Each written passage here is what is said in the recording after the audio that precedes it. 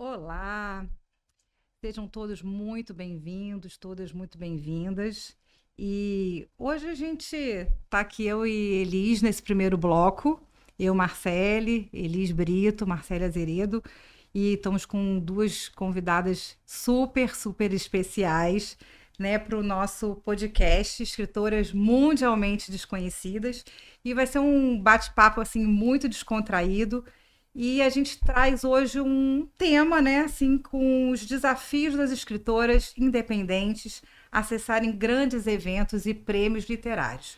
Isso. Isso é um desafio, né, Elis? É um desafio e é o que vocês vão saber hoje com as nossas duas entrevistadas.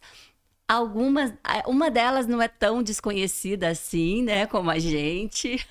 Nath também não, mas a gente está aqui hoje com o nosso podcast, o nosso segundo episódio do nosso podcast Escritoras Mundialmente Desconhecidas. E estamos muito felizes de receber as nossas duas primeiras convidadas, que é a Nathalie Gherardi e a Adriana Vieira Lomar. Agora é com vocês, meninas, podem se apresentar, contar pra gente, vamos prosear aqui um pouquinho, contar pra gente como é que é esse caminhar aí dentro desse tema, né, que a Marcele trouxe, e também falem do que vocês quiserem, do que vocês acharem pertinente, sejam muito bem-vindas. Muito obrigada pela Acho que a presença. Adriana pode se apresentar primeiro. Posso? Sempre a letra A. Vamos Ah, por ordem é. alfabética. Vamos pra chamada. O meu grande trauma de infância era essa, no colégio, né? Uhum. Primeira chamada, Adriana, não podia nem ir ao banheiro, nada, nem tomar um cafezinho. Lá na faculdade, né? A gente não consegue nem tomar o café por 5 minutos. Sempre é a primeira, Adriana. Na hora de dar nota também, nota boa e nota ruim. É um trauma. Trauma, tudo bem. Bom, me definir é algo, para mim, muito difícil, porque eu não me defino, e eu gosto disso, né? Me defino, meu marido, ou seja, meus melhores amigos, meu filho, me define como a criança da casa. Uhum. Eu gosto desse lugar. Como personagem, já me chamaram de Dolly, do Pequeno Nemo. A memória. Realmente eu não tenho memória, muito. Eu não tenho memória nem para as coisas ruins. Sou muito rápida em esquecer. Isso também eu gosto em mim. E eu coloco muito a yoga na minha vida. Uhum. Porque é algo que eu faço desde criança. Desde os 9 anos de idade. E isso me fez muito bem, me fez para a alma. É um exercício excelente para a alma. E reflete, talvez, na minha literatura. Por que eu digo isso? Eu comecei a minha carreira falando muito de mim. Das minhas dores, do eu. Hoje eu me vejo muito mais voltada para o mundo. Para as dores do mundo. E não necessariamente são minhas, né? Então, eu encaro a literatura, para mim, como um processo de autoconhecimento, a princípio, e de conhecimento do mundo, do estar no mundo. Então, hoje, a minha grande preocupação é o meio ambiente. Curioso, eu ando escrevendo muito sobre o planeta, sobre o meio ambiente, que para mim estamos com os dias contados. Posso estar louca, mas acho que não temos muito tempo.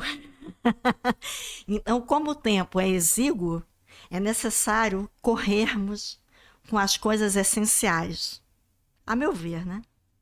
Acho, Adriana, que é uma adaptação do nosso corpo, né, a esse planeta. A esse planeta, isso aí. E essas dores do nosso corpo a esse planeta. Perfeito. Ontem eu tava... Nada melhor que a literatura para contar disso, né? Para falar disso. Verdade. E a sua literatura, você está dizendo que agora traz isso. Sim. E sempre foi assim? Como é que é? Não, a princípio, como eu comecei com a poesia, e acho que a poesia tem muito a ver com a alma, né? Com as nossas dores e tudo, acho que eu saí desse lugar muito do umbigo. Do pessoal. Do pessoal. A yoga me levou a esse lugar do universo. O que eu sou? Eu sou uma partícula. Só me sinto algo mínimo. E curioso que quando eu cheguei aqui, eu peguei um papelzinho ali na sala de estar, né? E eu adorei o papel que eu peguei. Falando do sucesso. O que é o sucesso? Para mim, não é nada. Entendeu? Então, eu acho que o sucesso, ele é tão vazio, né? Porque hoje você faz sucesso, amanhã você não faz mais. Isso aconteceu muito, não só na literatura, como em várias áreas do conhecimento, né? Atores, atrizes também, né? Sim. Que estouram, né? Sucesso para quê e para quem, né? Eu não quero o sucesso, porque esse papelzinho, ele falava isso, que o sucesso é uma opção. Então, eu fujo do sucesso. Então, você está no lugar certo. Você está no podcast das mundialmente desconhecidas. Não quer dizer que não temos sucesso, mas... Mas, obviamente, sucesso para mim não tem nada a ver com não me ler. Não, eu quero que leiam os meus livros, óbvio. Né? Todo escritor quer ser lido, né? Que gostem ou não gostem, mas que leiam. Exato. E a Nathalie Gherardi? Conta pra gente, Nathalie. Se apresenta pra gente do jeito que você quiser, da forma que você quiser. Quem é a Nathalie? Então, eu sou tradutora, escritora e já trabalhei muitos anos como editora. Assim, eu acho que se eu tivesse que me definir, eu me definiria como uma apaixonada por livros. E os livros são a minha vida. Só que eu perdi a escrita durante muito tempo, a escrita das minhas histórias. Uhum. Porque eu escrevia na adolescência e aí fui fazer faculdade de letras achando que eu era, tipo, o suprassumo da escrita. E eu cheguei lá e me deparei com os clássicos e com vários professores e aquela coisa toda. E eu falei assim, gente, isso que eu escrevo aqui não serve não. E aí, como eu já tinha escolhido fazer tradução, né? Eu entrei aqui na PUC do Rio de Janeiro para fazer letras com habilitação em tradução, que sempre foi uma profissão que me tocou e eu achava que era o meu chamado, né? Então, eu passei a me dedicar muito à tradução e acabei encontrando um caminho para o mercado editorial, né? Trabalhando primeiro com livros de tecnologia, gente, livros de informática, porque assim, a internet não era isso tudo, né? Tava começando, então eu comecei a trabalhar na Editora Campus em 2000 e a gente fazia os guias para as pessoas aprenderem a mexer no Photoshop, aprender linguagem de programação, e eram uns livros, assim, imensos, e aí eu aprendi produção editorial, né? Tipo, na prática lá, já trabalhando em editora, e quando eu engravidei, eu saí dessa editora, depois que eu tive meu filho, e comecei a traduzir literatura, né? Fazer tradução literária, que é o que eu amo fazer. E que tem um lado de escritora que me supriu durante muito tempo. E eu falava assim, eu perdi a escrita, a minha escrita, as minhas histórias. E aí, de repente, num curso que eu estava organizando, gente, eu era a organizadora e estava trabalhando para ajudar porque foi logo que começou a pandemia, então a gente ainda não conhecia direito esse negócio de Zoom, que agora todo mundo é craque, a gente não conhecia. E aí eu fiquei ali ajudando os alunos e virei aluna também. Foi um curso com a Letícia Virchovski, né, autora da Casa das Sete Mulheres, e eu virei aluna e ela sacou que eu virei aluna. Porque eu não falei nada, né? Tipo, ela passava os exercícios e ela fazia, mas não mandava. Ela falou assim, o que você tá fazendo, né? Tipo, a sensibilidade da pessoa, né? Manda pra mim. E aí foi quando surgiu a ideia da minha primeira personagem e tudo. E aí eu comecei a escrever meu primeiro romance, meio que tateando, retomando, redescobrindo essa escrita que foi surgindo e que agora ela transborda de um jeito, gente, que não dá tempo de eu escrever todas as histórias que eu quero. E é isso, gente. Eu acho que deu para dar um resuminho. Sim. Deu? Tem mais. Tem mais, eu sei que tem, né? Marcele quer saber mais. Daqui a pouco você vai contar mais, mas eu já vou passar para a Adriana que eu sou muito curiosa, assim, de saber como é que é essa sua relação com a escrita. Eu sei que você agora é uma pessoa que está se dedicando Sim. full time, né, à sua carreira literária. Como é que é seu dia a dia, Adriana? Boa pergunta. Eu fui funcionária pública por 28 anos, né? Uau. E eu levava a minha rotina, era assim, era uma rotina militar. Colocava o despertador para acordar. E acordar não, exemplo. Aí eu ia para o fórum. 11 horas da manhã ia ao fórum. E no máximo 1 hora por dia, ou seja, escrevia muito pouco. Mas nunca deixei de escrever. Isso desde os meus 15 anos. Então, a rotina diária sempre aconteceu comigo. Eu me considero uma militar. Disciplinada, com horinha e tudo. Me aposentei em 2023. E um mês antes eu ganhei o prêmio Kindle de literatura. E escrevendo somente 1 hora por dia, às vezes meia hora. E hoje eu estou escrevendo bem mais. Estou escrevendo 4 horas, 5 horas. Eu acordo, vou correr, faço yoga, faço musculação, tomo um banho e vou para a toca. É o seu ofício, né? E fala um pouquinho pra gente como é que foi essa coisa do prêmio, né? Do Kindle, já que você citou. Como é que foi ganhar? Já dá para perceber que te estimulou muito a escrever, né? Continuar escrevendo, pegar como profissão. Sim. E conta pra gente um pouquinho desse foi prêmio. um susto, eu não esperava. Um susto bom. Foi muito curioso isso. Eu inscrevi o Ébano no último dia de prêmio, né? De premiação, enfim. Quem falou, Adriana, escreva, foi a Valéria Martins, na época, ela era minha agente literária. Uhum. Ai, Adriana, o livro é muito bom, não sei o quê.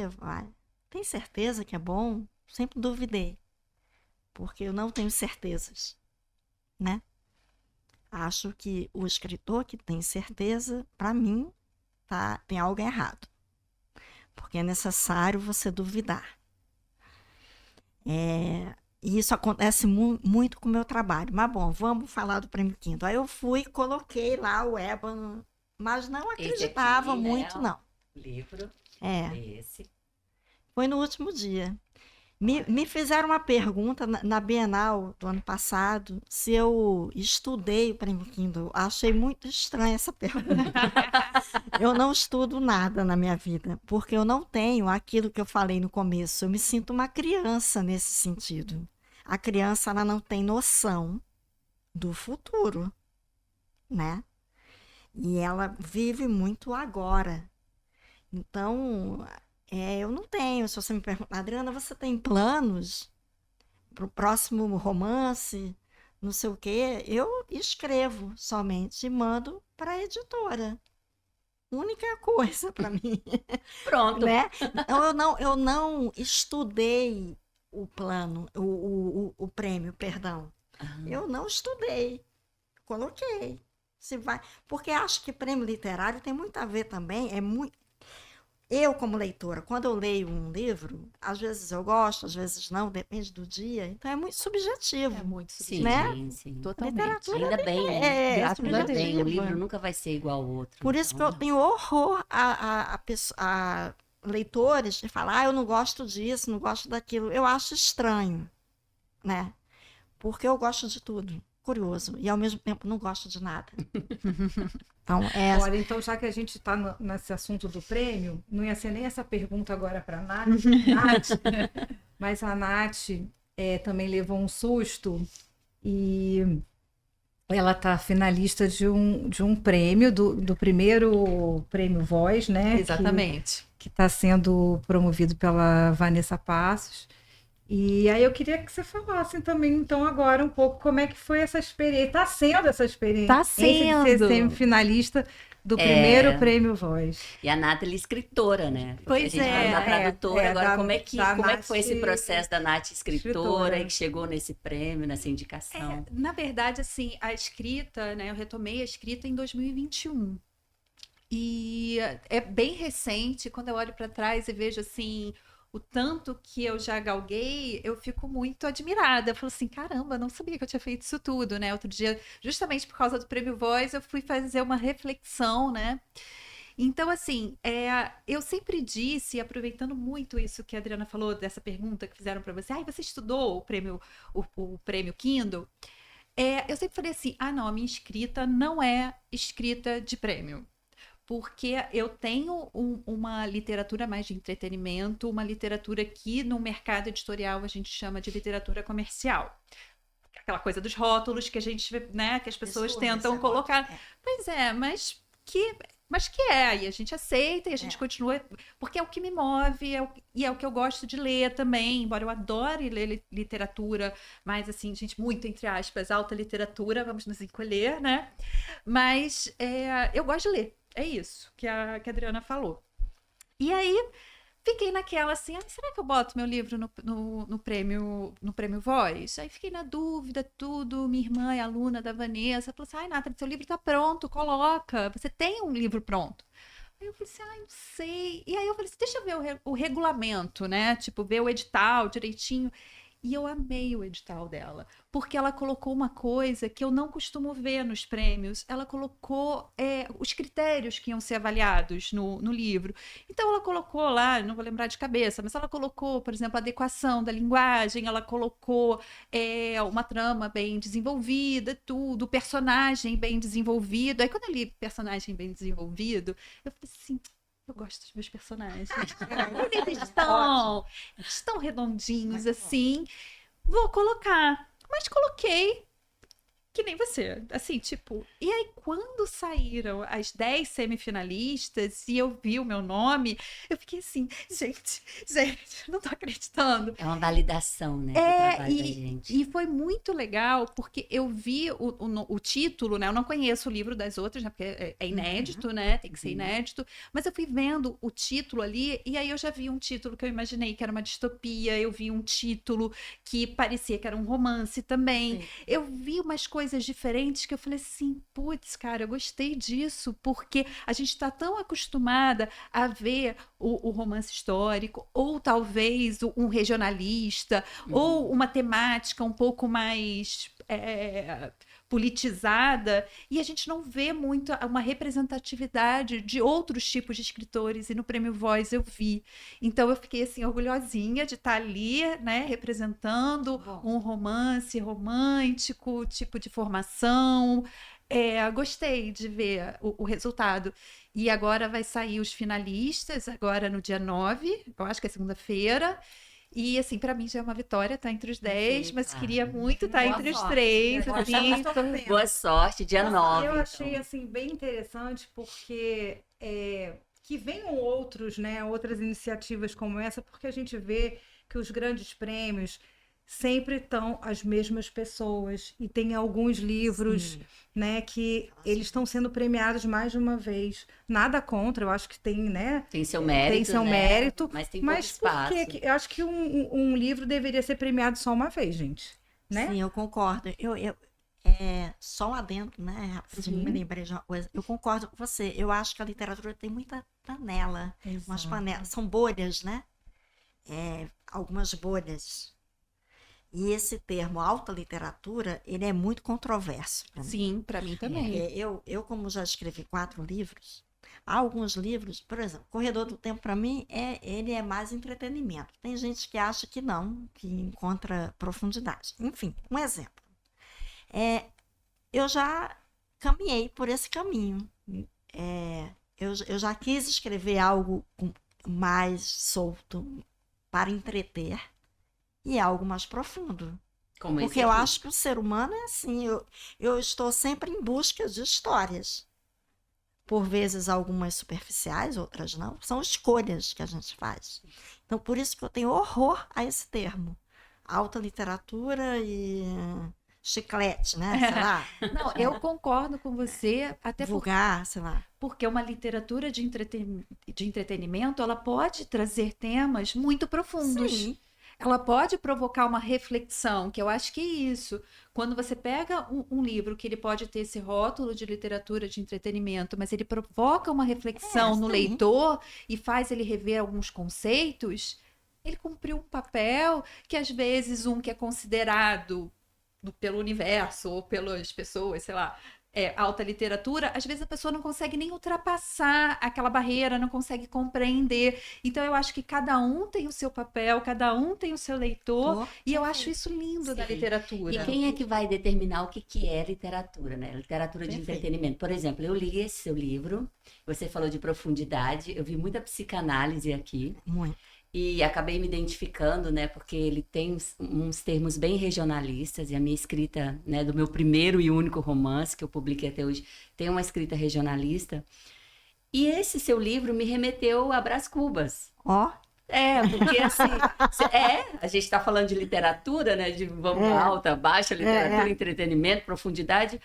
Porque aqui, posso dar um spoiler? Claro. A gente tem aqui nesse livro da Adriana, Aldeia dos Mortos, um personagem que me chamou muita atenção, que é um personagem, uma narrativa em primeira pessoa, narrada por um feto. Aí quando Bem inusitado, né? Bem inusitado. Eu olhei assim, eu falei, gente, que coisa singular. Um feto narrando. E aí já me remeteu ao Brás Cubas lá, Memórias Póstumas de Brás Cubas, que é um morto narrando. Falei, gente, olha, isso aqui pra mim tem profundidade. Pra mim, você fala de hipnose nele, né? Tem psicanálise. Então, a literatura ela é muito subjetiva. Então, é o que você falou. Às vezes eu faço uma peça de teatro, ou escrevo um romance, ou uma poesia que eu acho que vai ser superficial de entretenimento, e ela toca profundamente uma pessoa. Sim. Então, assim, vai depender de quem a Nath recebe. traz no trabalho dela, que é um audiolivro, né?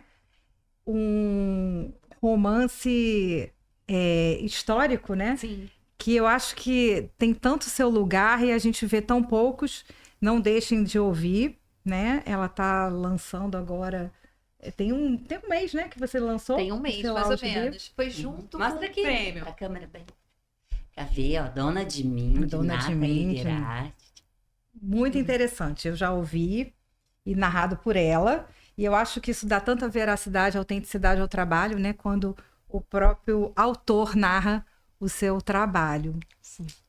Foi uma Fala um pouquinho, experiência. Nath. Então, foi uma experiência muito inusitada, né? Esse foi o meu primeiro trabalho publicado de maneira tradicional, porque eu tenho também esse A Vingança da Adolescente Revoltada, que foi autopublicado pela Amazon em e-book, que também é um conto, os dois são contos, os meus romances são inéditos. E assim, ele ia ser publicado com uma outra voz.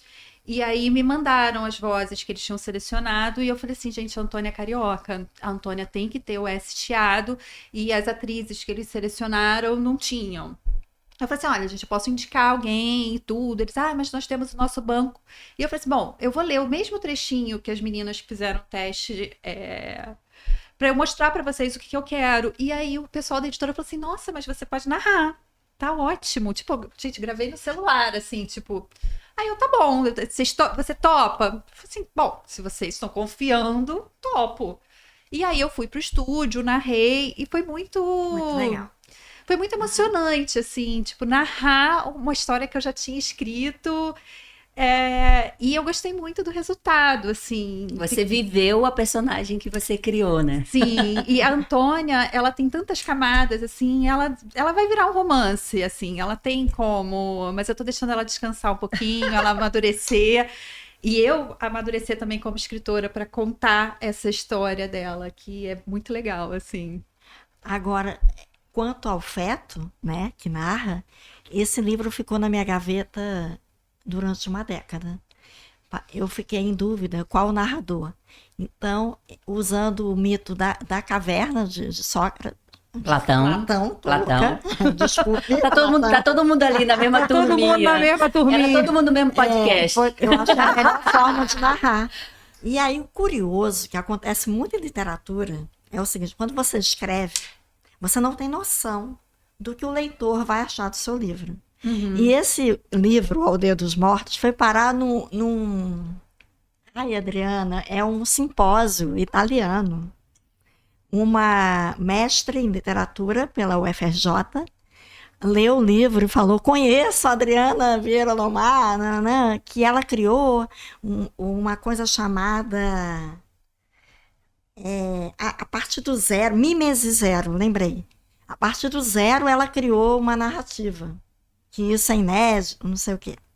Bom, ela achou isso, através da emoção, criar uma história. Fiquei muito feliz com isso, né? Porque isso é a interpretação daquilo que você escreve.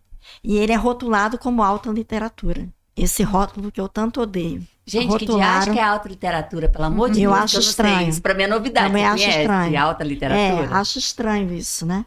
Acho que a gente pode falar um pouquinho, né, da alta literatura. E ébano já disseram que não é alta literatura, que é outra coisa. Então, mas eu não escuto a crítica assim, eu quero escrever, né? Então, o Aldeia para mim nasceu dessa forma, o ébano nasceu da outra.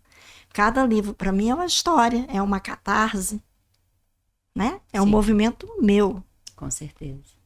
Vamos tomar um café?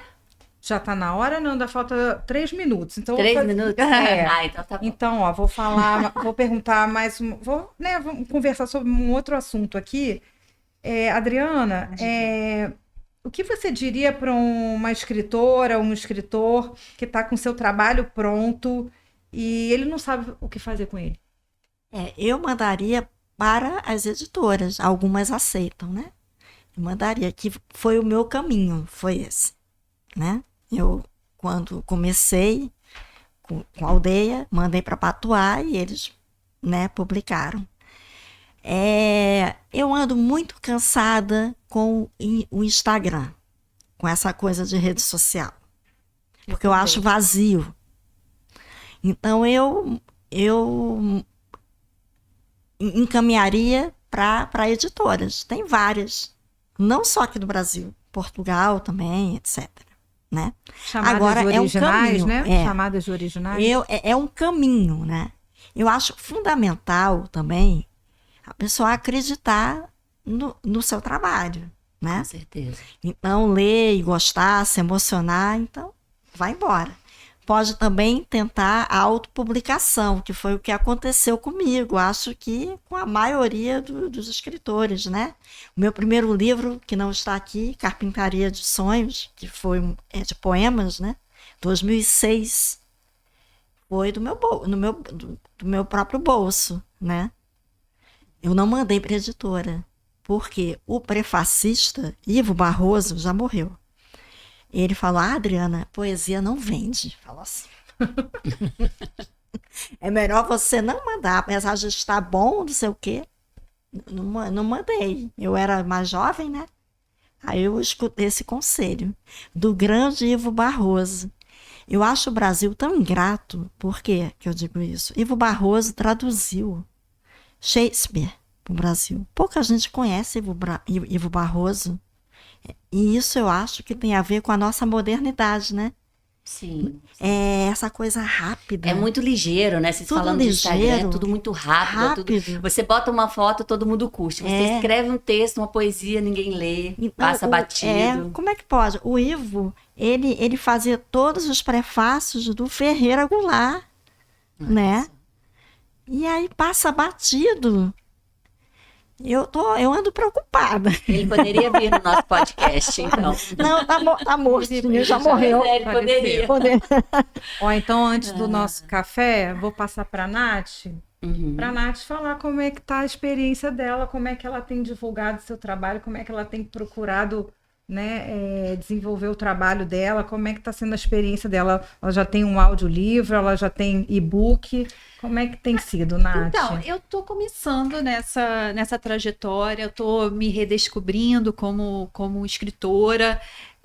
Eu já escrevi 2 romances. O meu primeiro romance, que é A História por Trás de Cada Beijo, ele foi selecionado em 2023 no Rio to See, para ser a primeira vez que eles abriram para escritores apresentarem seu livro, não só para editoras, mas também para para produtoras de audiovisual.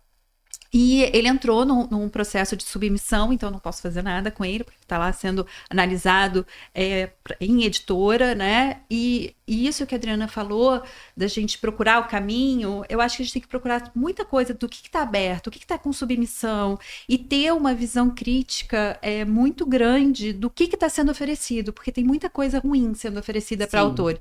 Assim, eu acho que o nosso conteúdo, o que a gente produz, as nossas histórias, a gente se debruça tanto tempo sobre elas, e ela é recebida como se fosse uma mercadoria, como se não tivesse valor. Então, muito se discute sobre preço de livro, o livro é caro, o pessoal está falando de papel, o pessoal está falando de outras coisas e não do conteúdo do autor. Exato. Sabe? Ou se é conhecido, se não é. Ou se é desconhecido. Sim. Então, eu acho que entra numa... Assim, eu acho que os autores, cada vez mais, com essa democratização, com essa possibilidade da gente se autopublicar e da gente buscar a casinha certa para o nosso livro, dá para a gente assim, uma agência muito grande sobre o nosso trabalho.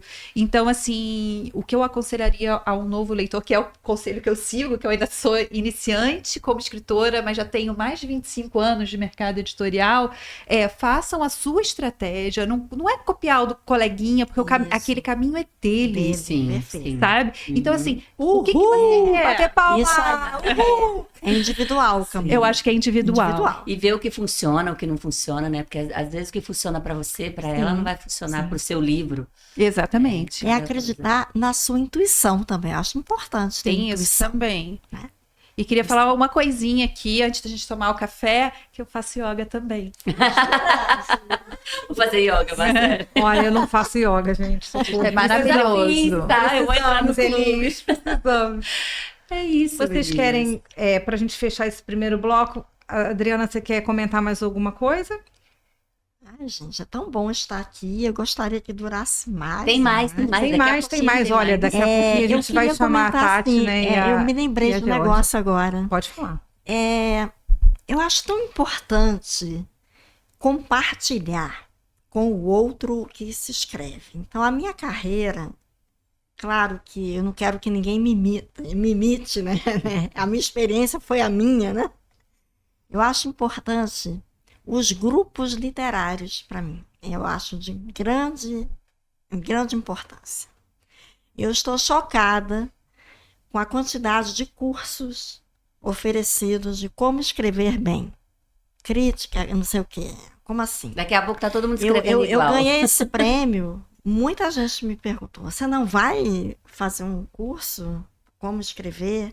E eu vou dizer uma coisa bem chata, a minha opinião.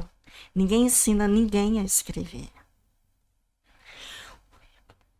Minha opinião pessoal, o grupo literário, ou seja, você arrumar um coleguinha que sofra porque escrever dói e é um sofrimento horroroso, é através do grupo que você vai descobrir a sua voz literária.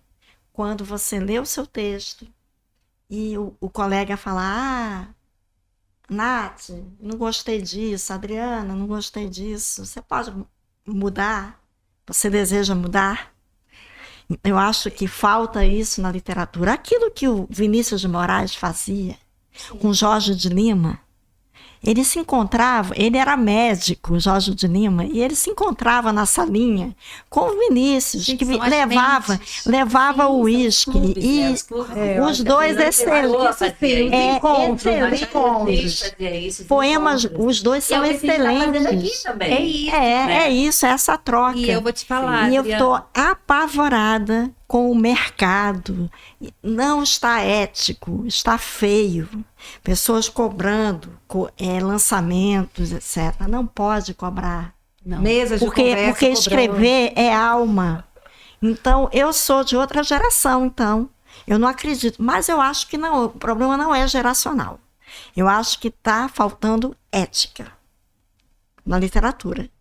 Coloco isso, não sei se é porque eu vivo na minha toca, pode ser isso. Eu não estou muito adequada ao mundo que está rolando. Gente, eu tô entendeu? tão apaixonada por essa fala dela, porque assim, é uma fala que gera muita crítica, né?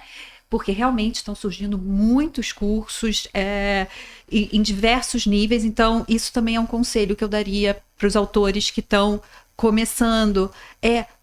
Eu acho que é legal estudar a escrita, mas é isso que a Adriana falou, a gente não ensina o outro a escrever, porque a gente tem que procurar a nossa voz. Porque assim, se eu quiser pegar e falar assim, não, a Adriana ganhou o prêmio Kindle de literatura, então eu vou estudar o texto dela e vou escrever um texto igual dela porque eu quero ganhar o texto. O estilo não se copia, né? Ou algo porque não tem alma. Você É. até consegue copiar. Você consegue emular. Mas consegue colocar a alma ali dentro. Emular. Quando você emula, você não põe alma. Exato. Não tem verdade ali. Curioso, eu concordo com você também nisso. O Ivo Barroso lá atrás falou que eu tinha uma voz única. Que não tinha nenhum poeta que ele lembrasse. Eu adorei aquilo como elogio. Eu gosto muito disso. A gente tem que descobrir a nossa voz. E no meu processo, eu só descubro se eu escrever, reescrever, cortar, acrescentar, reler, ler em voz alta. É um trabalho horroroso. E como é cruel quando alguém lê um livro seu e fala, uma porcaria. Eu jamais falaria isso para um escritor. Nem que esteja começando, nem que esteja no meio da carreira ou no final. Jamais, porque eu sei como é doloroso, como é custoso. É um trabalho ingrato.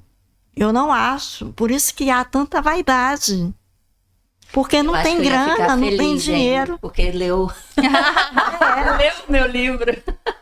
Eu acho. Tudo bem, assim. Eu falo feliz só por ter lido. Tá bom, você leu. Você me deu o seu tempo. Eu vejo coleguinha. Graças a Deus não falavam isso de mim, mas eu vejo criticando o livro do outro. Né? Assim, eu parei na página 5. É a nova, você sabe disso, né? Uhum. Quando alguém não gosta, eu parei na página 5. Tô sabendo agora, hein, gente. Meninas, vamos chamar a Georgia e a Tati.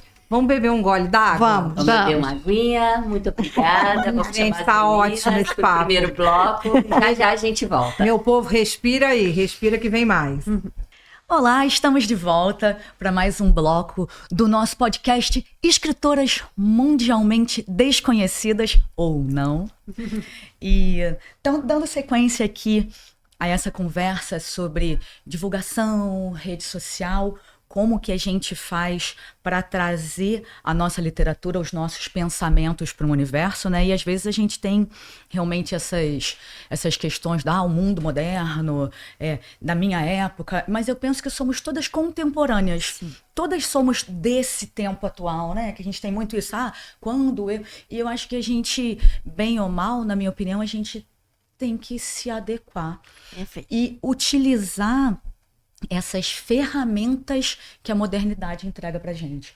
Então, na opinião de vocês, apesar de alguns preconceitos que a gente tem, e por isso pré-conceitos, né, que são conceitos que às vezes a gente não conhece, como que a gente pode usar a internet como essa ferramenta para que a gente possa angariar novos leitores? Porque também se a gente pensa só num universo nosso, da literatura, gente que gosta de ler, gente que gosta do livro, legal, mas a gente continua preso dentro de uma bolha.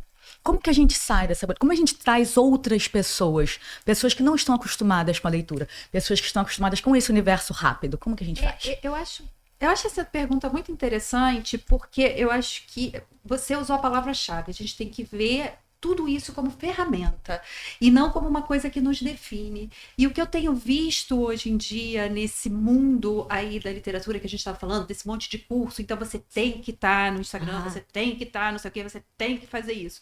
Eu acho que a gente não pode perder a nossa essência de escritoras. Então, assim, o Instagram, uma newsletter, o próprio YouTube, isso tudo são ferramentas ao nosso dispor e que cada um vai usar de uma forma. Então, por exemplo, antes de eu recomeçar, me reconectar com a escrita, eu sempre vivi muito, tipo, os livros são a minha paixão e tudo, e eu criei um canal no YouTube que se chama Na Atividade, em que eu falava muito de tradução literária, falava do processo do traduzir, falava sobre os livros que eu estava lendo, fazia algumas resenhas também. O canal agora tá paradinho, mas eu vou retomar ele. Mas assim, sempre vendo como uma ferramenta e não como algo que me define. O que me define não são quantos seguidores eu tenho, quantos inscritos eu tenho no meu canal, e nem mesmo quantas pessoas me leem. Né? Eu acho que o que me define é o que eu escrevo. E eu quero muito que chegue a muitos leitores. Mas eu não posso pegar e deixar me definir por isso, senão a escritora mundialmente desconhecida vai parar de escrever. Entende? Então eu acho que é bem por aí. Ver como ferramenta e ter um equilíbrio entre a escrita e o uso dessas ferramentas para você não esquecer a própria essência. Eu acho que é isso. Eu reitero sua palavra. Eu acho importantíssimo a gente se adequar ao tempo. A contemporaneidade está tudo muito rápido, né? Essa minha queixa não quer dizer que eu não use. Eu utilizo sim o Instagram. Até me inscrevi no TikTok, que é o próximo, né? Também tenho TikTok. Enfim, eu escrevo uma newsletter, eu gosto, porque eu gosto de escrever, né? Acho uma coisa muito boa do Instagram, da rede social, é a possibilidade de democratizar a literatura. Isso aí eu acho muito interessante, muito mesmo. Agora, como arrumar leitores, eu não sei, eu não tenho essa fórmula, né? Acho que ninguém Porque tem. o que eu gosto é a escrita. Agora, não vou mentir, eu me rendi sim à rede social, conheço muita gente que não se rendeu, livros excelentes que não estão sendo lidos, né?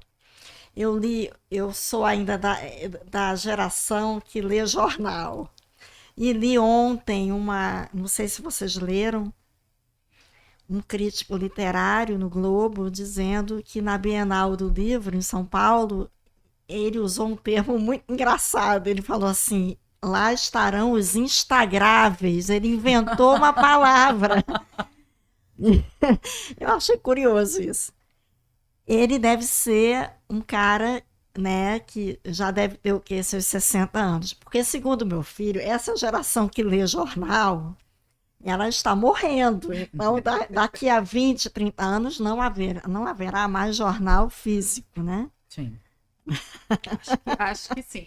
Então, justamente, eu só tenho uma queixa, mas é minha pessoal, porque como eu conheço muita gente que tem 60, 70 anos, 80, um exemplo, porque eu tenho amigos de todas as faixas etárias, eu conheço muitos escritores de 70, 80 anos que não está sendo lido, porque não tem nenhuma familiaridade com a rede social. Eu tenho, né?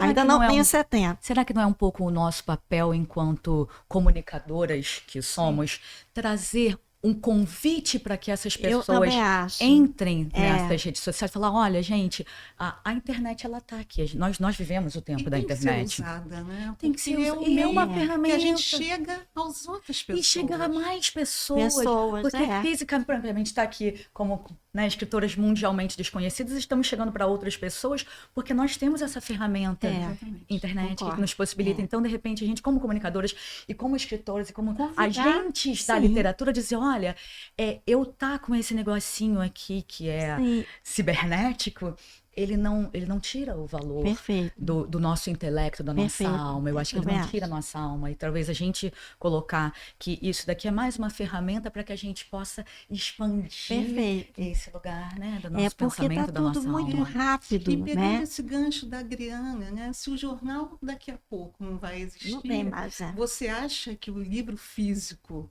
também não, eu acredito que jamais. Nós esperamos que eu não. adoro o cheiro do livro físico, Então, manusear, né? Falando sobre isso, né? Tipo, quando surgiram os e-books, eu já estava no mercado editorial, né? Que eu estou há mais de 25 anos. E aí a grande discussão na época era se o e-book ia acabar com o livro físico. E simplesmente é uma outra mídia. É uma outra mídia de leitura, assim como o audiolivro também é uma outra mídia de você contar a história. Mas assim, a literatura faz parte da humanidade. Sim. A arte de contar histórias, de ensinar através da história, isso é quase que biológico nosso. Todo mundo tem capacidade de contar uma história, Perfeito. até uma criança pequenininha. E eu tô lembrada agora, você falou do audiolivro, eu sou fã de audiolivro. E tô amando essa febre, porque isso remonta também aos primórdios, porque a literatura começou escutando-se, né? Sim, É um rádio, né? É a Era um oralidade voltando. Não, sim, mas, Muito tipo assim, legal. escrita. As Como? novelas, tudo, né? Era tudo Não, tudo ouvido. ouvido, Mas assim, né? E tudo virava poesia, mas gente. ela tá falando, eu acho que da tradição oral. Lá Tradição atrás, oral, lá lá da escrita. Antes da escrita. Isso está muito legal. Eu ando com uns pensamentos meio filosóficos, assim, não desculpe, né? Nada, imagina. Uma ideia é essa. Ontem mesmo a gente estava falando no meu curso de filosofia, né? Estou fazendo pós, né? O retorno do Big Bang, né? Que a gente vai... É como se o mundo tivesse... Ele está em estado de constante... Ele está prestes a explodir. Tá numa tensão, né? Por que eu digo isso? O tempo anda reduzido. Não temos mais tempo para fazer absolutamente nada. Então, você vira uma página, um segundo, os rios do Instagram, já repararam? Uhum. Isso está sendo um assassinato para o nosso intelecto, eu acho. Com Porque se certeza. repete 1 milhão de vezes a mesma absoluta. Então, todo mundo está com um vocabulário muito reduzido, não se lê tanto, né? Sim. Livros extraordinários não estão sendo lidos porque ninguém tem paciência de ler. Porque é tudo Inclusive muito nós, rápido. eu me coloco Sim. nesse lugar. Então, para mim é muito difícil essa coisa da leitura e eu sou muito grata por não ter perdido isso. Eu perdi a escrita por um tempo, mas a leitura nunca. Não. Eu trabalho com livro e trabalho lendo o dia inteiro e quando eu acabo de trabalhar, eu sou capaz de ler um livro para me divertir. Perfeito. Então, assim, é uma coisa que me move de verdade, não é Eu também, da boca para fora e tudo. Só que é necessário desligar o celular, senão você não consegue. Eu até não leio, consigo. eu leio no celular. Eu leio, você Ah, me viu Eu ali, né? leio no Eu celular leio no também. O É meu inevitável, Kindle, gente. A Eu gente escrevo no celular. também. Interessante, Muito. né? Meus livros eu Eu escrevi não tudo no celular. consigo, eu ainda sou da época da caneta.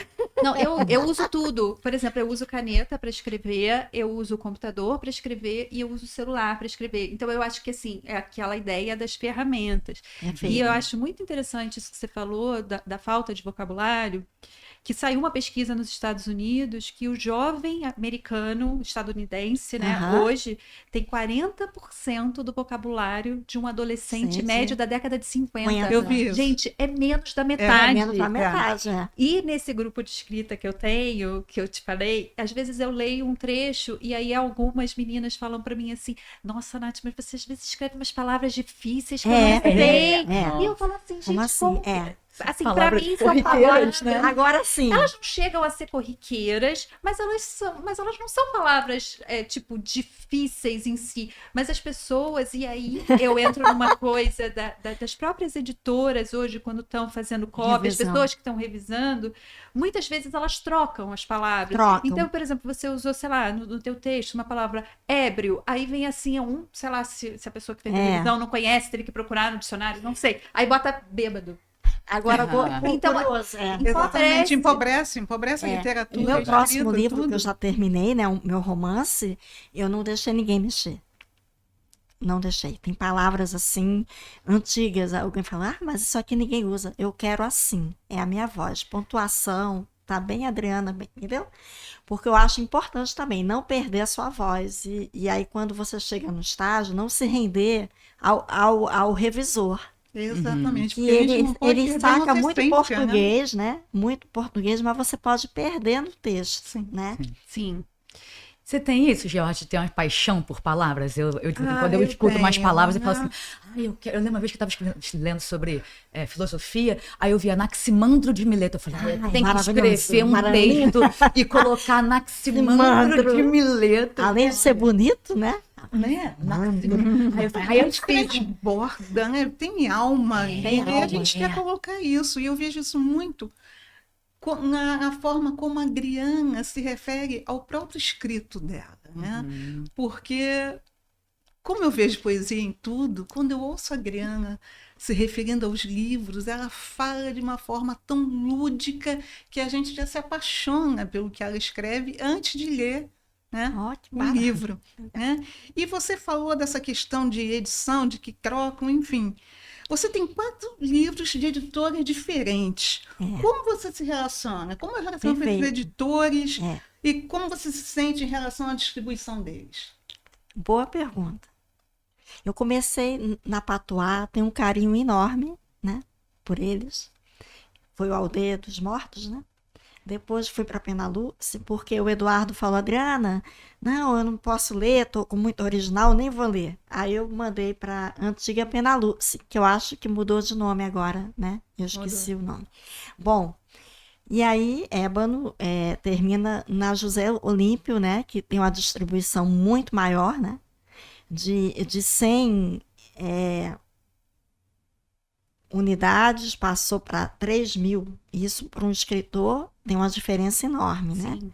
Então, eu tive a sensação, ao entrar na José Olímpio, que eu furei uma bolha. Com certeza. Mas o meu espírito, nisso eu tenho muita coisa de geminiana, eu não me acomodo, no sentido... Todos os editores, graças a Deus, eu tenho um diálogo muito bom com eles, são meus amigos, se tornaram amigos, né? Mas eu não me sinto presa, porque a mim, pelo menos, a minha escrita, ela é algo, eu considero que eu estou consolidando ao longo do caminho. Nenhum deles tem raiva de eu ter migrado para o outro. O Ambiguidades foi porque o próprio Eduardo falou, olha, Adriana, não estou com tempo. Eu falei, não, mas esse livro precisa ser gerado agora. Licença, tudo bem, você faz a sua carreira. Eu acho que no Brasil, gente, você que trabalhou no editorial, as editoras sofrem tanto, da pequena à grande, tá? A grande hoje está tendo que ter escolha de Sofia. Sabe o que é a escolha de Sofia, né? Apostam em determinados ícones que vendem mais e unicamente. E eu não consigo ter raiva disso. Porque para você sobreviver, você precisa fazer isso. Do contrário, você não consegue. Você acha que isso interfere na sua participação em algum evento maior, literário? Sim. A Record de hoje, ela não consegue colocar todos. Não só eu, como outras pessoas, né? Por exemplo, o Carrascosa, que é um excelente escritor, hoje ele está na alta, ele foi da Record a vida inteira. Ou seja, a gente precisa ser publicado. Então, enfim, vamos nos publicar. Mas eu acho que é isso que a gente estava falando. Que cada sem levar rancor absolutamente de nenhum editor, né? Sim, eu acho que é aquilo que a gente estava falando no outro bloco, de cada um encontrar o seu caminho. Sim. Porque nenhum caminho é igual. Você pode tentar seguir a receitinha do bolo, e aí vem a coisa dos cursos que você Porque falou. não tem receita, gente. Por que não tem Como? receita? Olha, eu fico apavorada. Por quê? Eu estudei na Estação das Letras, lá atrás. O corpo da Estação das Letras é excepcional. Não é bom, não. Eles são maravilhosos. Só que não necessariamente tem alunos, porque eles não têm um diálogo com a rede social hoje. E um blogueiro tem. Sim. E vai fazer propaganda do curso. E de uma maneira bem agressiva, às vezes. E consegue. Essa questão eu gosto de sempre trazer ali Diga. o advogado do diabo. Tem que ser o fogo no parquinho, né? Eu acho que a ideia também é a gente refletir sobre. Essa questão do não tem receita de bolo, mas a gente faz bolo e cada um faz o seu bolo do seu jeitinho. Do seu Porque jeito. para quem não sabe nada, para quem não tem, por exemplo, eu trabalho com técnica. O que é a técnica? A técnica é um conjunto de ferramentas, de repente, para você fazer um quadro. A minha arte está no quadro. Mas se eu não tiver pincel, tinta, ou de repente eu não tenho o dom, alguém vai lá e fala assim, olha, mas de repente, como a yoga faz, vocês duas são desse universo, né? ela te conduz. Observa aqui, observa ali. Então, talvez a importância dos cursos venha daí. Sim, mas E aí cursos fundamentais. Sim. Bons, né? É isso. Porque esse bom ou não também é muito relativo. Eu acho que qualquer coisa que nos convida a sentar e refletir, ele já está dando um Para norte. dar uma direção. Sim, eu concordo. Eu acho essencial, inclusive. É. Eu acho essencial e eu acho que, assim, até na minha redescoberta da escrita, eu busquei cursos, mesmo estando há 25 anos claro, no mercado também. editorial. Eu também. Exatamente. Então, assim, a gente não está falando mal de curso. Não, Não, não, de De nunca. tudo. Não. O que a gente está falando é que hoje em dia, e aí eu acho que está havendo um movimento muito grande para um excesso e que muitas vezes não tem conteúdo. E aí aqui eu não estou fazendo, Perfeito. eu não estou fazendo assim, tipo, eu não vou ficar citando cursos, Claro. mas claro. você pegar e você olhar. Então, quando eu falo assim que o meu conselho para um autor iniciante que queira começar e não sabe como, que precise de ferramentas, porque existe a escrita criativa, Sim, você tem sim, um o monte de estudo ferramentas. é fundamental. É fundamental, Sim. até para você saber como descobrir a sua Sim, voz. isso aí. Qual é o Depois seu você caminho, se é solta. poesia, Só se é que romance, como, enfim. exatamente, mas É. como tem aqui, assim, tipo, hoje em dia a gente tem muita oferta. É. Então, assim, como escolher? Então, assim, procura com calma, não vai na primeira promoção que aparece. Essa é pra uma você. pergunta. Como escolher? Como escolher? Como Ah, bom, escolher? e aí é que eu Ela acho. vai- É a intuição. A Mas intuição. intuição não é muito. Porque se eu tenho e- sensibilidade, eu tenho intuição. Mas e se eu não tenho? A gente conseguiria citar Eu algumas acho que coisinhas que você acha que teria. Eu poderíamos acho que tem, sabe por observar? quê? Quando a gente começa a escrever, pelo menos no meu caso, eu escrevia, né? Porque eu não conseguia falar de tão tímida. Era o meu Então a gente busca. É o meu caso também. Isso, a nossa intuição, ela busca, não tem outra forma. Mas se a gente pensar aqui, então veja a referência desses escritores, um passo a passo. Se a gente pudesse dar um passo a Então, passo. eu Você que é a falaria. professora ali da literatura. Então, eu até falaria isso. Tem muita gente que me pede para fazer curso, gente. Vocês têm eu noção. E também. eu não tô nesse momento, Nessa justamente vibe, né? porque eu acho que tem muita oferta, tem muita coisa boa, tem muita coisa ruim. E às vezes uma coisa que talvez seja ruim para mim vai ser boa para você. Eu acho que tem isso que você sim, falou. Acho claro. que tem muita verdade aí. Só que assim, eu acho que a pessoa ela tem que ter consciência do que ela quer. Eu fugiria de cursos do tipo aprenda a escrever um livro em 90 dias. Para mim, isso aí já é uma boa dica de que vai vir uma receita que não vai que trabalha todo mundo como igual. Eu acho que quem trabalha na parte artística, você como cantora vai entender isso, você anos, como a gente poeta Tem também. data, a gente não tem tempo, né? A gente demora 10 anos para escrever alguma coisa. Exatamente. Ou assim, mês pra terminar um best-seller. texto. Um best-seller, Como como assim, escrever um gente? best-seller? É estranho isso pra mim Existe também. receita? Existe. Tipo, existe a receita do bolo. Se o bolo vai ficar bom ou não, são outros 500. Sim, Isso e é você vai verdade. botar Mas e você eu vai acho botar o seu que, toquezinho olha, na eu- receita, mas alguma coisa assim. Mas eu acho Que é isso? Mas o Ah, grande pro- problema do pegue best-seller farinha. é que você se distancia Pegue da sua tudo voz, às muito- vezes. eu colocaria muito também, se eu tivesse que dar um conselho, justamente porque hoje em dia está tendo um boom de ofertas, e eu acho que isso aconteceu por causa da pandemia, muita gente em casa procurando conteúdo, e aí tem essa coisa de fazer tudo online, Zoom, então assim, eu tenho um computador em casa, eu posso dar um curso. Isso. E eu acho isso também muito legal, é. também, mas assim, depende do que cada um quer. Então, por exemplo, se eu me vi como escritora e eu quero escrever um best-seller, eu vejo como escrever um best-seller em 90 dias e eu tenho pressa, porque é uma pressa do mundo moderno, ok, talvez esse curso seja para mim.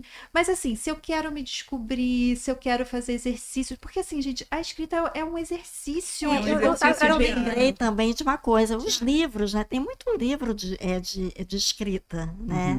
Que são Criativa, muito bons. excelentes, Sim, né? muito bons. Não Maravilhosos. desmerecendo os livros que oferecem, Né? né? Muito Técnicas, enfim. Ali sim tem as receitas. Mas de existem bolo. técnicas. Técnica é uma coisa, você aprender técnica Sim. e você aprender receita. Porque você pode pegar uma receita de bolo e dar para uma criança fazer, uma criança que sabe ler, ou ir dizendo para ela. Agora, existe a técnica, que se você usar uma determinada coisa para mexer, vai dar ar no ovo, e aí vai ficar mais fofinho, não sei o quê. Sim, Gente, não sei perfeito. cozinhar. Eu também não. Mas se eu você estou lembrando ampliar... agora da inteligência ampliar artificial, né? Aham. E eu, inclusive, me rendi. Eu tentei, uso bastante. tá? Eu tentei escrever. Aí não gostei Também não gostei. da forma que escrevi. Aí eu falei, não, Faltou então emoção. faltou emoção. Mas eu acho que a ferramenta. Então, mas é uma ferramenta que eu ainda não sei usar. Eu vou, porque eu quero que, através de IA, né, Uhum. eu consiga mostrar minha voz literária. Né? Isso eu não consegui. Eu abortei um pouquinho e Mas é vou... porque a IA não tem uma voz. Eu ela acho não que a tem, IA. gente é que tem. Exatamente. Eu acho que a inteligência artificial, como eu vejo ela no dia a dia, da escrita e como tradutora, é muito mais como uma ferramenta de interlocução São, perfeito. do que como uma ferramenta de escrita. Sim. Porque assim, eu não acredito que a inteligência artificial vai substituir o meu trabalho como tradutora ou o meu trabalho como escritora. Agiliza, né? Eu acho que assim, eu não gosto do texto produzido Não, nem eu, por muito ela. É assim, mas às vezes eu pego e falo assim, ai, eu tô na dúvida se o meu personagem vai fazer isso ou aquilo. Eu boto muito como uma interlocução, porque o meu processo criativo é de interlocução. E nem sempre tem alguém com saco de ficar me ouvindo falar assim, ai, gente, tô na dúvida do que eu vou fazer com a Isa. Cara, tô num ponto que eu não sei pra onde ela vai. Muitas vezes eu não tenho esse interlocutor. Né? Então eu posso contratar uma mentoria, que eu acho que é um caminho maravilhoso, adoro mentores. Só que é um caminho que é mais caro. Então, assim, não tô ainda no ponto do mentor. Então eu posso usar a IA como uma interlocução. Ou um colega escritor, que aí é melhor do que a IA. Com certeza, de carne e osso. Pergunta. Nesse teu caminho de tradução, você se sentia coautora também dos livros? Então, não é uma questão nem de me sentir coautora. Na verdade, pela Lei de Direitos Autorais brasileira, todo tradutor de uma obra literária é considerado autor de obra derivada. Então, se você vai ler uma história que eu traduzi, por exemplo, da Sophie Kinsella, é a história dela escrita com as minhas palavras. Eu tenho uma autoria ali e por isso que meu nome sai na página de Tem essa alma, então. Tem, né? Porque assim, nunca nenhum tradutor vai traduzir o mesmo... Dois tradutores diferentes vai traduzir o mesmo texto da mesma forma. E eu acho que o grande desafio das editoras é conhecer os seus tradutores e saber para quem mandar determinado livro. Que tem que ter alma, tem que ter emoção. Você tem que entrar no livro para poder passar. Exatamente. Né? Não é aquela coisa, né? Só apenas, isso aqui significa isso. Não, tem que ter e aí, perfeito. Eu sinto, às vezes, desculpa, que o tradutor, às vezes, escreve melhor do que o autor. Acontece, e assim, eu vou até contar assim, uma historinha para vocês que aconteceu há pouco tempo. Encontrei uma amiga queridíssima, escritora maravilhosa, e ela me perguntou o seguinte, ela falou assim, Nathalie, eu falo espanhol. E eu tô querendo transformar o meu livro, eu quero traduzir ele para o espanhol, então como que eu faço? Eu estava pensando em usar o ChatGPT para fazer isso e dar uma revisada. E o que você acha, né? Tipo, logo para você. Olha só, né? E eu falei com ela, falei assim, olha, quanto tempo você demorou para escrever seu livro? Você colocou a sua alma no teu livro. O ChatGPT não tem alma. Não tem alma. Que espanhol é esse que ele vai traduzir para você? Vai ser o da Colômbia, vai ser o do Chile, vai ser o da Espanha, vai ser o do México? É literário. É literário o texto ou não? Será que ele não está matando o teu texto? Eu acho que, assim, para quem quer levar o próprio livro para outro idioma, ele tem que pensar em reservar um dinheiro e procurar um tradutor profissional, ou até mesmo um escritor, o que seja, mas assim, eu falei assim, cara, você se dedicou tanto ao teu livro e você vai deixar uma máquina trabalhar nele?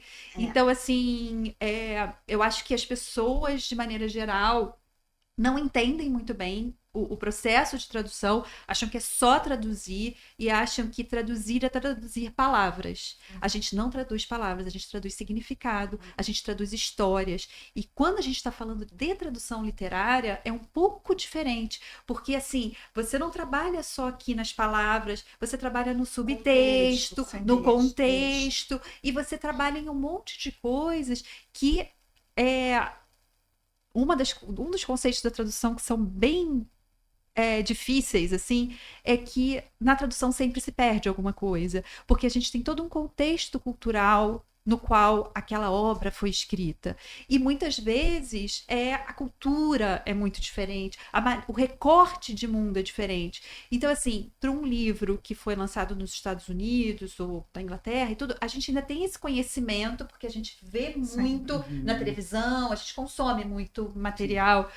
Mas mesmo assim eles recortam um mundo diferente, gente. É só a gente olhar. Por exemplo, o dia. Outro universo. Como que a gente recorta o dia aqui no Brasil? É manhã, tarde, noite e madrugada. Lá eles têm, tipo, morning, afternoon, evening e night. Eles não têm a madrugada. Porque quando que começa o night e quando que ela termina? E quando que começa a manhã? É diferente essa...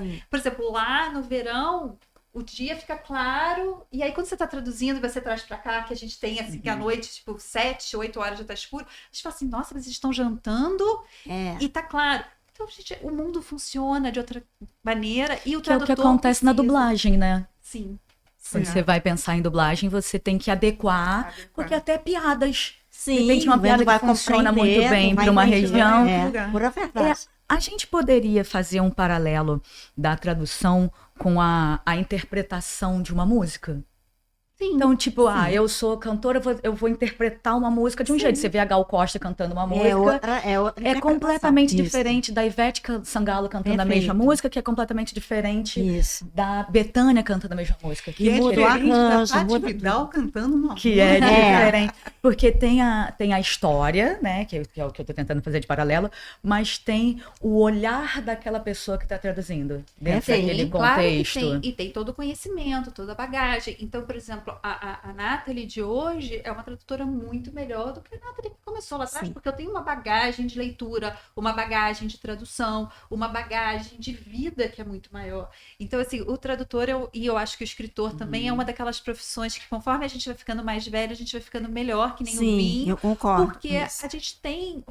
porque você vai consolidando a sua carreira. E vai ampliando a nossa Sem essa consciência história também, de sucesso, né? Não, Vai escolhendo o caminho, a escolha do caminho, né? Vai consolidando. Exatamente. E vai trazendo as coisas, e vai trazendo uma outra interpretação.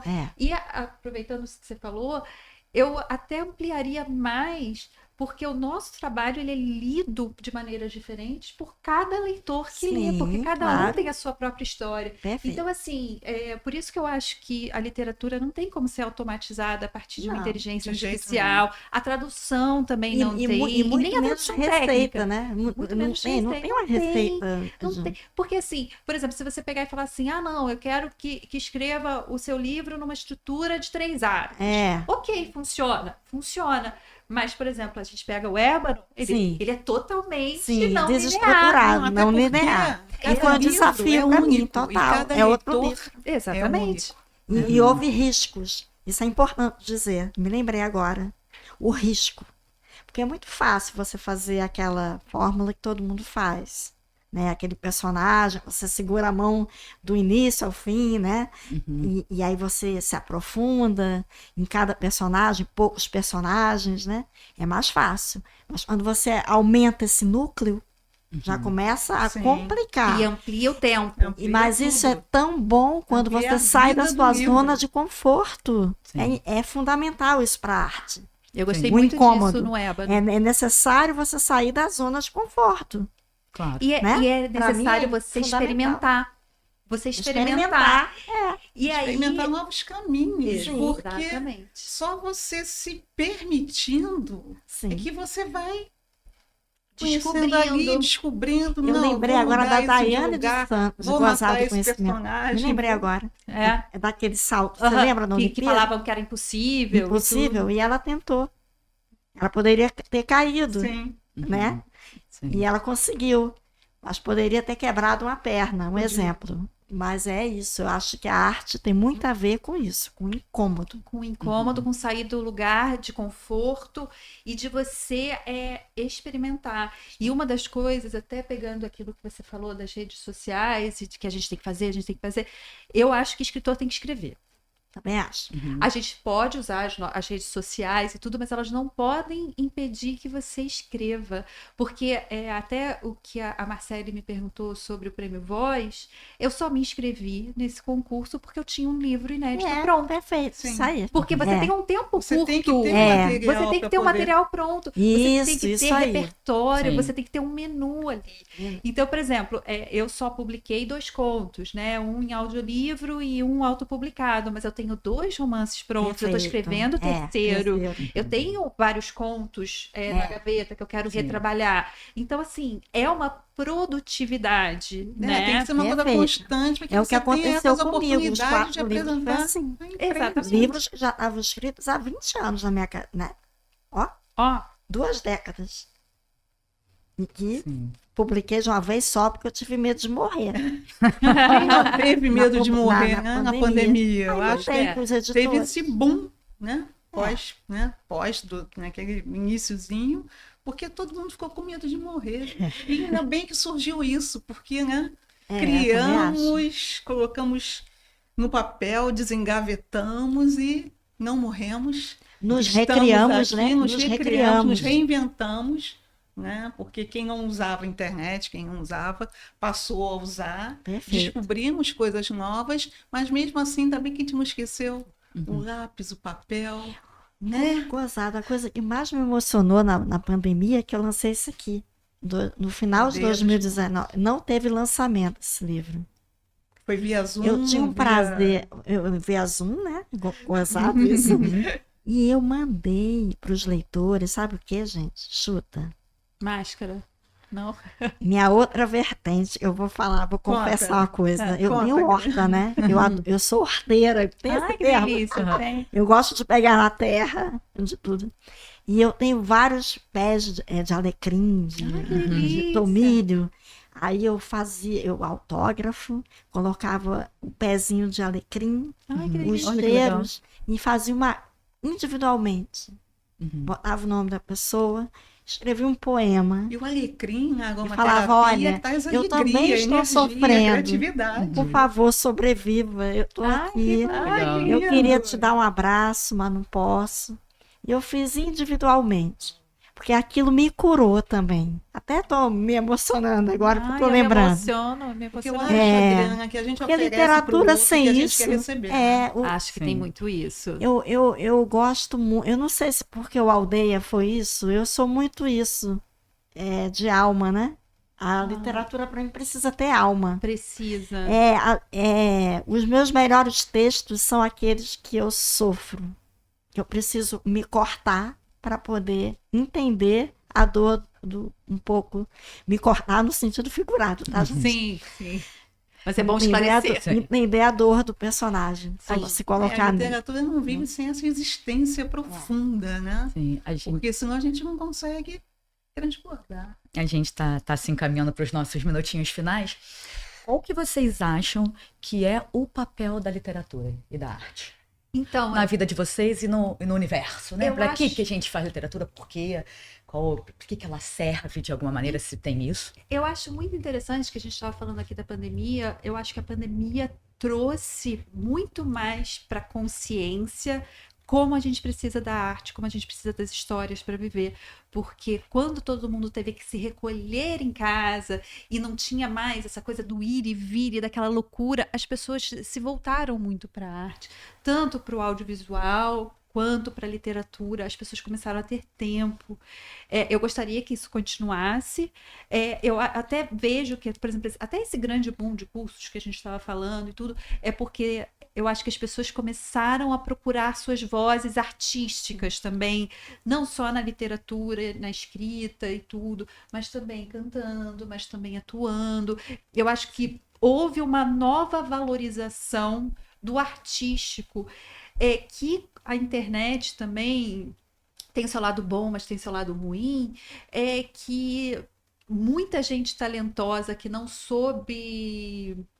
Não é que não soube, né? Mas que não conhece a tecnologia, acabou ficando para trás e acabou ficando esquecido. E a gente vê muitos jovens que ainda estão começando, que ainda estão lapidando a própria carreira e Perfeito. que estão ganhando muito espaço. Estão ganhando espaço. Um exemplo que eu gosto de dar é do Ari Fontoura, que tem mais de Incrível. 90 anos e ele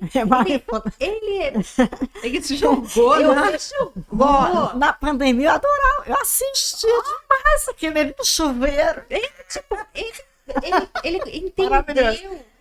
Só que não é só entender, ele conseguiu criar em cima daquilo. Ele trouxe o talento Dele, me arrepio também. Não é? Porque, Adoro ele. e a gente vive num tempo que só o jovem, que É. só o que é belo, Belo, que é só o sem ruga, que Aham. o tempo Não, perdeu não, valor. e outra, tem espaço para dor, né? Não tem Tem espaço espaço para pra dor. Trouxe vida Nem o no mau momento humor. em que todo mundo só pensava em morte. Verdade. Pois né? é. Ele meio que calou o medo, né? E deu um suspiro de alegria para todo mundo. Eu acho que isso foi fundamental. É verdade. Agora, o espaço que eu acho que é da internet, tudo, eu acho que a literatura, né? A sua pergunta foi essa. Qual a função É, da qual a arte, da função? literatura, por que que a Música. gente... Eu acho que é democratizar. Nosso país ainda tem analfabetos, por exemplo. Isso me incomoda, alguém, né, analfabeto. Porque há também no Brasil os funcionários, né, Sim. aqueles que sabem só escrever o nome. Então, a literatura é uma forma de alfabetizar, né? De uma forma lúdica. Sim. Então, eu tenho esse projeto pessoal das bibliotecas municipais, as rodas de leitores, formar leitores Sim. críticos. Meu maior sonho é esse. Melhorar o conseguir. país. Vai conseguir. Não, eu acho isso. que eu tenho essa preocupação como escritora e como cidadã, de melhorar. De melhorar e de ensinar também. Eu acho que a literatura ela tem um papel que muita gente não fala, que é um papel muito didático, muito pedagógico, né? Então, quando você lê um livro, e aí a gente pode falar, por exemplo, tô lendo um romance, falando das tropes, é um enemies to lovers, né? Que agora tudo tem que ter trope, né? O que esse livro está ensinando? Eu acho que a gente tem que ver o que a gente vive. Uma história, quando ela é bem contada, a gente mergulha naquela história como se estivesse acontecendo com a gente. Perfeito. E aí é muito engraçado que eu li num livro de escrita criativa até, o Story Genius, que é maravilhoso, que a autora, ela dá um exemplo que é muito visual. Ela fala assim, vocês já perceberam que quando a gente está assistindo um filme de terror, e aí tá na hora do assassino lá em série, destripando a pessoa, tipo, com sangue, vísceras, que a gente se encolhe? E aí ela fala assim, é o nosso cérebro Exatamente. dizendo que a gente tem que proteger justamente as sim. vísceras. Então isso é maravilhoso. Maravilhoso, Então a literatura, quando você pega uma história bem contada, você tá na cabeça do personagem e você pensa assim, o que eu faria se eu estivesse ali? E ela também tem um papel transgressor, que é o da crítica. Quando você lê, porque eu acho também muito... Eu fico preocupada com o didatismo, né? Mas não é esse porque- didatista, não, tipo, né? receitinha. Não é isso. É uma coisa que tá no subtexto. Perfeito. Subtexto. O didático, na verdade, ele traz reflexão. Reflexão. Todos nós aprendemos, porque houve Sim, mas algo eu ando- didático que, né? Aham. Eu ando com dificuldade de achar o argumento na nossa contemporaneidade. Eu adoro o argumento. Eu acho o argumento algo importante para o crescimento. Né? Eu gosto da discórdia, um pouco nesse sentido. Vamos discordar para Obviamente. melhorar. Eu ando sentindo falta disso na nossa Muito bom que eu sou aqui, que faço advogado do diabo, né? Puxar um final, mas... Não, e se pensarmos que talvez a arte tenha esse papel, né? De fazer a gente refletir, a gente pensar, a gente abrir novos olhares, isso. abrir a consciência. Até aquela frase do... Descartes, isso? Que é, eu posso discordar de você, mas eu vou lutar até o fim para que você tenha o direito de falar. Não, acho que foi descartes, mas tudo bem. Eu acho que foi. Eu acho que eu não tenho certeza. Não, Não, mas bom, depois jogamos no Google ali, ó. Mas O conceito é esse, a né? arte em si, a música, a literatura, a pintura, tem um poder cura, de cura. Cura. E a gente está no Setembro Amarelo e a nossa preocupação e até discussão para uma próxima programação é o papel disso na vida das pessoas, de como isso é importante, né? De Fundamental. como a literatura, as artes no geral, elas salvam, Sim. né? Elas Tiram a gente do salvam. lugar, salvam, curam e faz a gente refletir, mudar de opinião e chegar mais longe. É E é Linda por isso isso, que a essa gente- frase, salvar, né? Salvar a quem deseja A quem ser. deseja ser salvo, né? E quem não deseja, a gente provocar para Provocar, vem pra cá. Que é a Vem com a ideia, gente. que é a ideia desse nosso encontro aqui do Escritoras Mundialmente Desconhecidas, é trazer pensamentos que às vezes estão desconhecidos, mas que deveriam estar nesse mundo. Perfeito. Então, o desconhecido, ele não é um desconhecido só porque eu não estou na grande mídia. É desconhecido porque, de repente, eu não estou olhando para aquele lugar. Então, essas escritoras mundialmente desconhecidas, elas não necessariamente são desconhecidas para o mundo, mas têm pensamentos que estão desconhecidos Perfeito. e que precisam estar nesse ambiente. Então, esse é o nosso movimento de trazer Exatamente. esses pensamentos desconhecidos e torná-los mais conhecidos. E fazer com que escritoras sejam lidas enquanto estão Vivas, maravilhosa. Estamos para vivas. que a gente possa se manifestar, para que a gente possa colocar a nossa voz em lugares cada vez mais longe. E agora eu me lembrei de uma frase, eu não sei, me lembrei agora, porque nós, escritores, nós ficamos nus em praça pública. Sim. Exatamente. A E gente se esse desnuda. lugar é maravilhoso. Com certeza. É o mesmo movimento que a gente faz quando a gente viaja para um país e não conhece o idioma e não sabe nem como pedir. Ah, moço, me dá um copo d'água. E é uma experiência Né? fantástica. Em russo, né? um exemplo. Isso é tão bom. Eu acho muito sim, bom. É um autoconhecimento, é um conhecimento do outro, são experiências novas e a gente está aqui para isso, para trazer experiências novas, É claro. escritoras mundialmente desconhecidas que se tornem conhecidas e levar a arte para todo mundo. E se você que é uma escritora mundialmente desconhecida ou não tão desconhecida, vem aqui sentar nessa mesa para partilhar com essas mulheres incríveis, para que você possa levar seus pensamentos desconhecidos para pessoas que são desconhecidas também, ou até conhecidas. Então, vem com a gente, escritoras mundialmente desconhecidas. Desconhecidas.